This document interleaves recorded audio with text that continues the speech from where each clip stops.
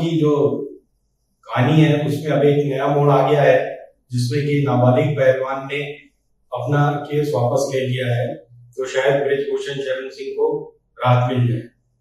लेकिन इस सबसे पहले आइए हम ये देखें कि आज तक के सुधीर चौधरी चुल्लू, इन्होंने अपने प्रोग्राम में किस तरह से पहलवानों को हतोत्साहित करने का काम किया है। मैं इन्हें चुल्लू क्यों कह रहा हूं ये भी आपको बताऊंगा। उन्होंने पहलवानों को सलाह दी कि आपको मेडल गंगा में नहीं डालने चाहिए। जिस दिन वो गंगा में डालने जा रहे थे उस दिन उन्होंने बड़े अच्छे तरीके से उन्हें समझाया कि इन्हें गंगा में नहीं डालना चाहिए, क्योंकि मेडल इस देश की आत्मा है, वो नश्वर नहीं होते, वो अमर होते हैं और वो इस देश की निशानी है वगैरह वगैरह, इसलिए उन्हें गंगा जी में नहीं डालना चाहिए। आज हम आपको ये भी बताना चाहते हैं कि इन खिलाड़ियों को अपने मेडल्स गंगा नदी में बहाने की बजाय कुछ और करना चाहिए था। और वो क्या करना चाहिए था? मेडल्स तो आत्मा की तरह है, मेडल शरीर की तरह नहीं है। मेडल नश्वर नहीं है, मेडल्स अमर होते हैं। इसलिए इन्हें ये कदम तो बिल्कुल नहीं उठाना चाहिए था। ये गलत सलाह किसी ने इन्हें दी है। पहली बात, इन खिलाड़ियों को अपने ये सारे मेडल्स सरकार को वापस लौटा देने चाहिए।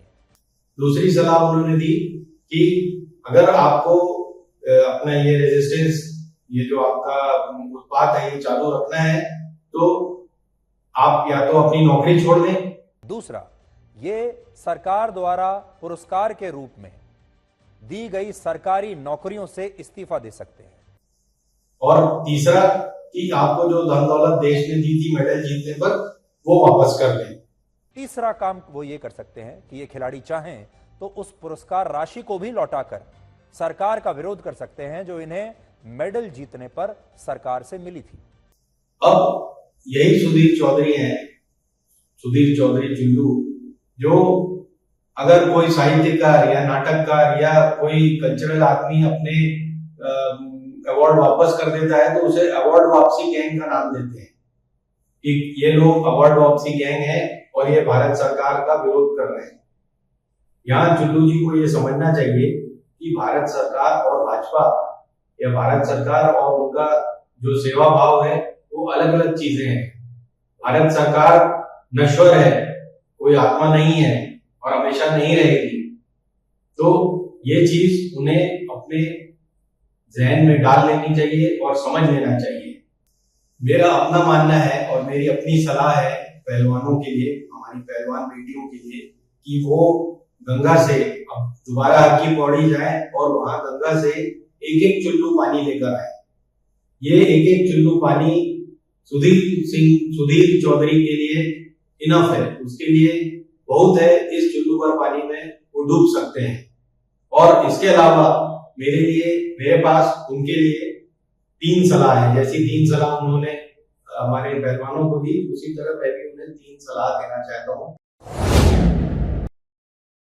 पहली सलाह यह है कि उन्हें अपना जुर्म, जो नवीन जिंदल ने उनपे जो आरोप लगाए थे उसमें उनका जितना जुर्म था, या तो वो स्वीकार कर लें या उसके पूरे सत्यता के बारे में कि उन्होंने 100 करोड़ की उगाही करनी चाहिए थी कि नहीं, उसके बारे में एक पूरा कार्यक्रम पेश करें जिसमें नवीन जिंदल को भी बुलाएं और सुभाष चंद्रा को भी बुलाएं। दूसरी सलाह है कि इस काल कोठरी में जब वो थे तिहाड़ की, तो उनके वहां कितने दोस्त बने, उन सब दोस्तों के इंटरव्यू भी वो या तो दिखाएं या उनके नाम प्रेषित करें, ताकि हम उनसे मिलकर श्री सुधीर चौधरी चुल्लू के बारे में जानकारी लें कि उनके 100 दिन कैसे बीते थे कालकोटरी में। तीसरी सलाह मेरी है कि उनको कल्लीपुरी से आज तक ज्वाइन करने के लिए किसने सलाह दी और कल्लीपुरी से किसने मिलवाया, किसने उनके इस नए जॉब के लिए उन्हें रिकमेंड किया, इसके बारे में वो खुलासा करें आकर। नहीं तो वो उनको जितने भी 7, 8, 10 लाख रुपए जो मिल रहे हैं महीने के, वो वापस कर दें, जैसा कि वो चाहते हैं कि हमारे पहलवान जो रेलवे की नौकरी में है या छोटी मोटी नौकरियों में है वो 1-1 लाख की तनख्वाह पाते हैं, उसे वो वापस करवाना चाहते हैं। उसी तरह या तो ये बताएं कि उन्हें कल्लीपुरी के यहाँ किसने रिकमेंड किया, किसके रिकमेंडेशन पे वो वहां ब्लैक एंड व्हाइट कर रहे हैं, और नहीं तो वो वापस कर दें अपने पैसे। तो अभी हमें सिर्फ ये देखना है कि जो आज हुआ है, जो नाबालिग पहलवान पर पता नहीं किस तरह का दबाव था या प्रलोभन था कि उसने अपनी ये शिकायत वापस ले ली है, उसका ये प्रीकर्सर था, उसके पहले का ये खेल है जो सुधीर चौधरी चुल्लू खेल रहे थे।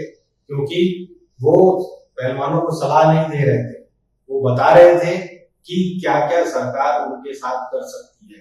पहला काम उनकी नौकरी ले सकती है, दूसरा उनसे उनके पैसे ले सकती है, तीसरा उन्हें जेल में डाल सकती है। तो आप समझ रहे हैं ना ये कि सीरियल कैसे चला, इस बारे में विचार करिए। धन्यवाद। हिंदुस्तान जिंदाबाद।